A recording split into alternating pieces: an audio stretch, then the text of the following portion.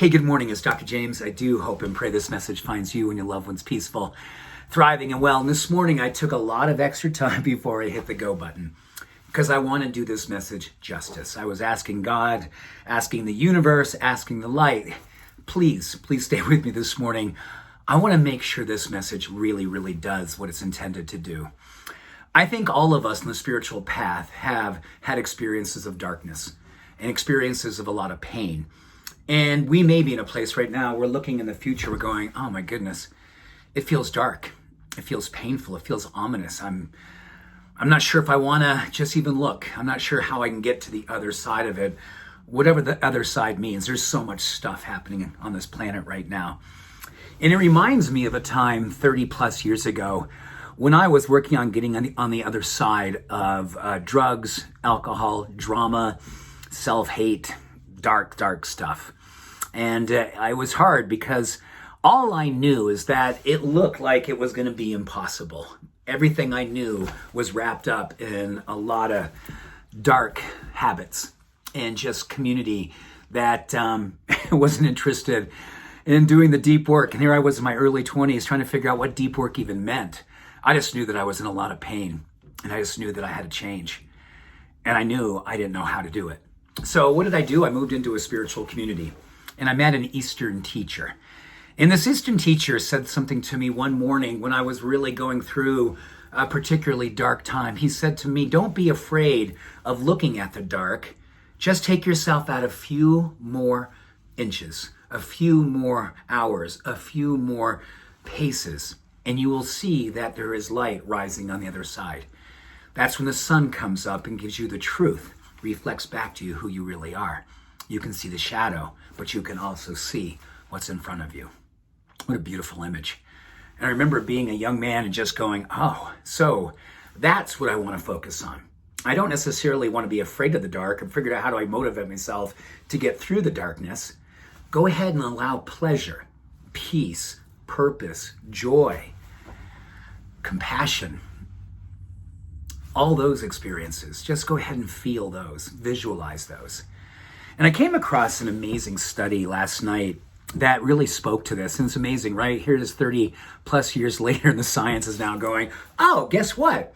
If you want to motivate yourself to get through a challenge, no matter what the challenge is, yes, be aware that this is going to be hard. Any big change in life is hard.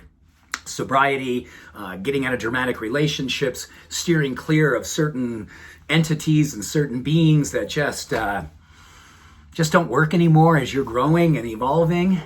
But yes, you can see those things. But in order to get your body and your mind motivated and build confidence and build a sense of zealous knowing that, yes, I have the faith in myself to do this, what we know is that when we picture the pleasure, ourselves in a space of peace and pleasure and purpose, or we allow ourselves to feel the emotion of what it's going to be like to be on the other side of the change, of the letting go, of the sobriety on all levels, the big umbrella of sobriety, getting super clear, super connected, detoxification on all levels, mentally, emotionally, physically, spiritually.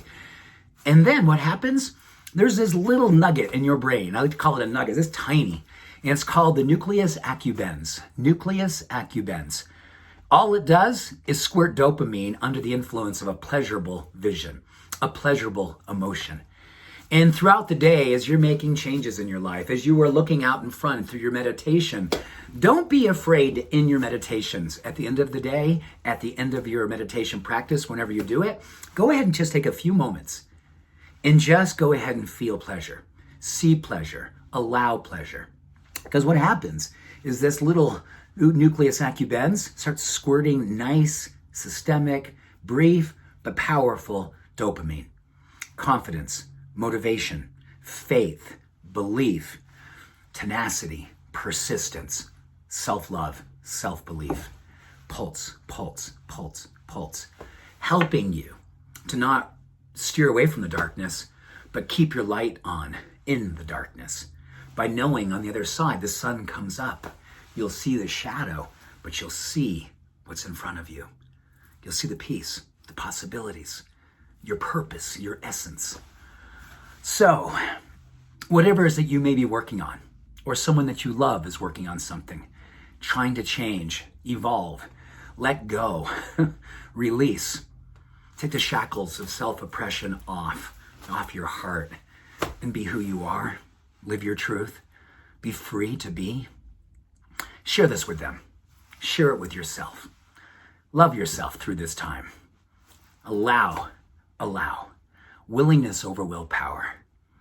It's a beautiful spiritual practice, and there's a pretty good chance you or someone you love needs to practice.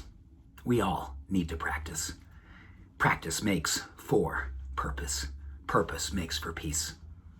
Much love. All blessings. Have an awesome day. Bye for now.